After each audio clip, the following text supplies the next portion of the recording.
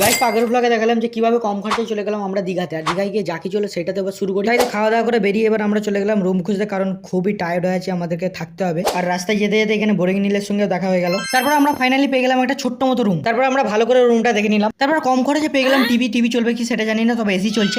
দেন তো সন্ধ্যা হয়ে যেতে আমরা সবাই মিলে বেরিয়ে পড়লাম এবার একটু বাইরের দিকে ঘুরতে যাওয়ার জন্য। তারপর আমাদের হোটেল থেকে বেরিয়ে দিচ্ছি, এখানে একটা আইসক্রিমের দোকান আছে, আর ওইখানে চেক করলাম যে অরুণ আইসক্রিম আছে নাকি, আর অরুণ আইসক্রিম পেয়েও গেলাম। তাই তো আর দেরি করলাম না, ঝটপট করে রিভিউটা চেক করে নিলাম, সেই স্বাদ। তারপর এবার আমরা হাঁটতে হাঁটতে যাবো একটু বিচের ধারে, আর এদিকে নিউ দীঘাটা ভাই সন্ধ্যাবেলা সেই লাগে সেই। তারপর দেখলাম এখানে পেয়ারা মাখাও বিক্রি হচ্ছিল, আর আমরা আগে ছাটিয়ে দিয়েছিলাম বলে তাই ভিডিওটা দেখাতে পারি। তারপরে সামনে একটা বিগ চিকেন ছিল, এখানে এলাম, আর এখানে পাবজির প্যানেতে এক প্লেট পকোড়াও ছাটিয়ে নিলাম, বাট পকোড়াটা ভাই অতটা ভালো ছিল না। তারপরে যেই দিকেই দেখাচ্ছি শুধু ভাই মাছ আর মাছ, মাছ আর মাছ, আর আমার অত ভাই মাছ পছন্দ নয়। আর এখানে দেখো কত সুন্দর সুন্দর সামুদ্রিক মাছ। মাছ আমার দেখতে ভালো লাগে, বাট মাছ খেতে মন যায়, আর অত মাছের গন্ধ আমার পছন্দ নেই, তাই চলে এলাম সোজা ফুচকা খেতে। তারপরে ফাইনালি চলে এলাম আমরা রাতের খাবার নিতে, আর ব্যাস এখানে খাবারটাও নেওয়া হয়ে গেল, আর দীঘা